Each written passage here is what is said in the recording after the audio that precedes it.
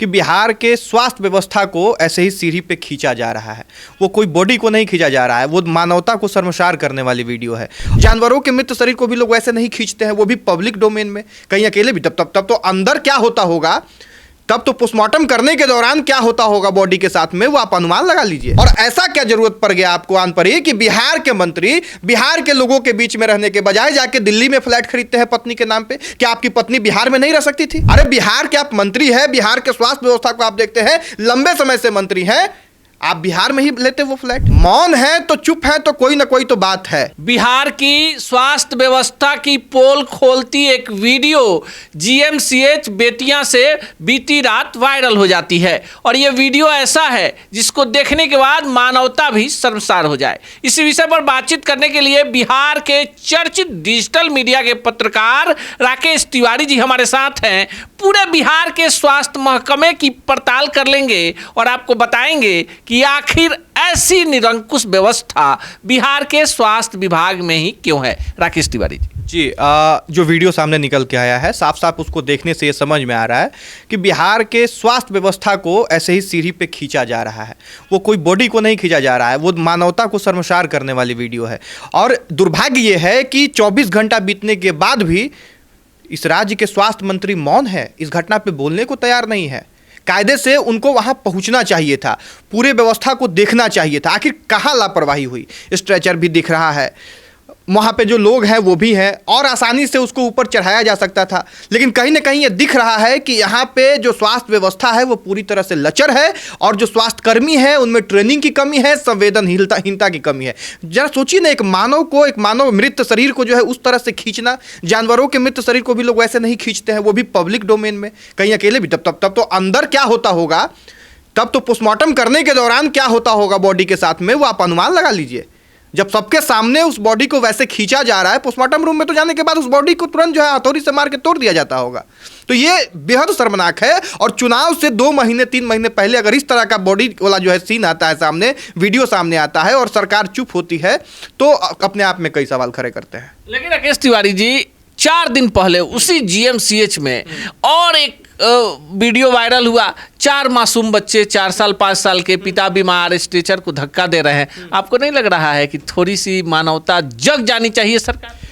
स्वास्थ्य व्यवस्था की ये तस्वीरें जो सामने निकल के आ रही है ना, ये मानवता तो छोड़िए ना, ये तो स्वास्थ्य व्यवस्था का इस तरह से पोल खोल रहा है कि वहाँ हमको लगता है ना कि वो स्ट्रेचर पे बिहार का व्यवस्था था, जिसको जो है एक महिला खींच के लेके जा रही थी, और पीछे से जो नन्हे जो है बिहार के भविष्य थे, वो पीछे से टक टक जो है देखते हुए जा रहे थे। वो लाचार थे, बेबस थे, मजबूर थे। उनको पता था कि उनका देखने वाला कोई नहीं है, उनका सुनने वाला कोई नहीं है। और एक तरफ आप देखिए ना, डेली जो है नए स्वास्थ्य मंत्री जो मंगल पांडे हैं, वो डेली नए जो है बिल्डिंग का उद्घाटन कर रहे हैं, नए अस्पताल खोलने का दावा कर रहे हैं, कह रहे हैं कि हम भी सबसे ज़्यादा काम किए हैं। अरे भाई, जो आपके पास पहले से व्यवस्था है उसको तो दुरुस्त कर दीजिए।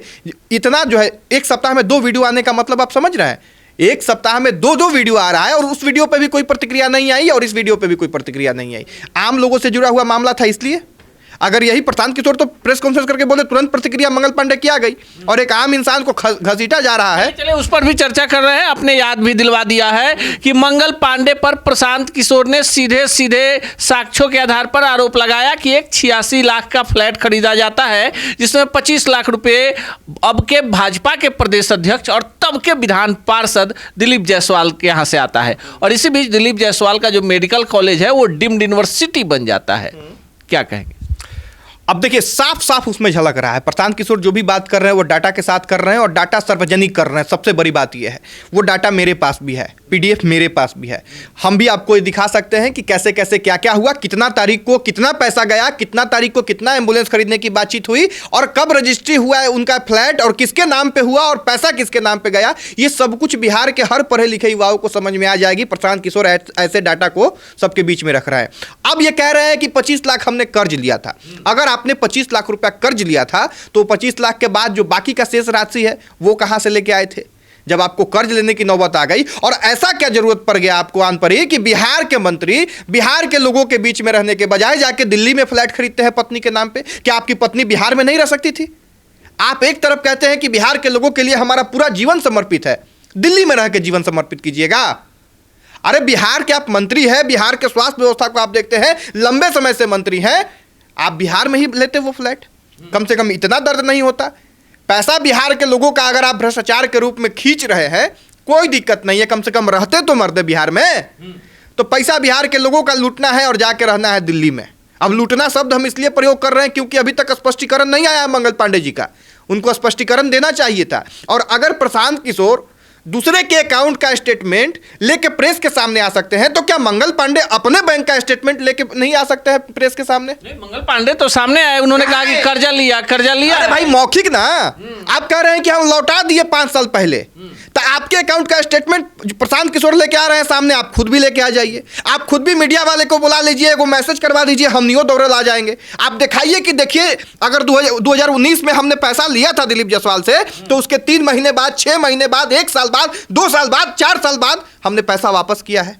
इसका प्रमाण तो होगा। वो कह रहे हैं कि बैंक टू बैंक ट्रांसफर हुआ है, तो दिखा दीजिए वो प्रमाण, हो जाएगा दूध का दूध पानी का पानी।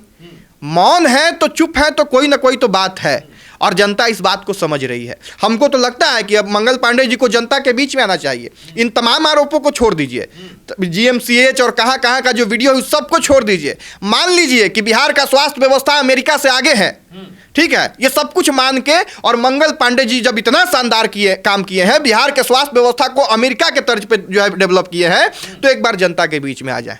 एक बार 2 महीने बाद चुनाव है, 3 महीने बाद चुनाव है, मंगल पांडे आके चुनाव लड़ ले, और चुनाव लड़ ले, सब कुछ क्लियर हो जाएगा। जनता उनको बता देगी कि उन्होंने बिहार के स्वास्थ्य व्यवस्था के साथ क्या किया है। लेकिन 2 घटनाओं की चलते चलते चर्चा कर लेंगे। पीएमसीएच में मनीष कश्यप के साथ क्या हुआ, और फिर एम्स में विधायक चेतन आनंद और उनकी पत्नी के साथ क्या हुआ। लेकिन दोनों में सरकार का दोहरा चरित्र क्यों नजर आया?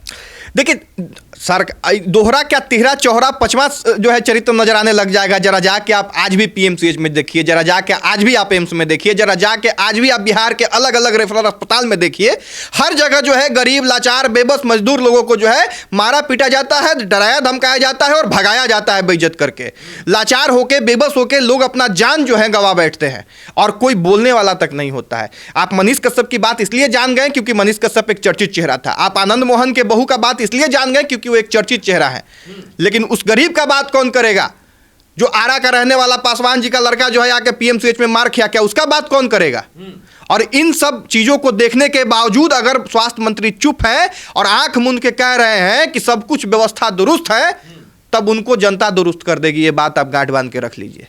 हाँ, अरे महाराज, कम से कम आंख बंद करके रखे हैं तो कान से सुन तो लीजिए। इतना चिल्ला चिल्ला के हम लोग बोल रहे हैं, वीडियो आप तक नहीं पहुंचा होगा जीएमसीएच वाला, हमारा बात तो सुन लीजिए, कनवा तो खोल लीजिए। आंखवा कनवा दोनों बंद रखिएगा तो बिहार का जनता आपकी बात नहीं सुनेगी और 3 महीने बाद आपको सबक सिखा देगी। चलिए, 3 महीने का समय है, लेकिन सबसे ज्यादा जरूरी स्वास्थ्य है। अगर व्यक्ति जीवित रहेगा तब रोटी कपड़ा मकान मांगेगा।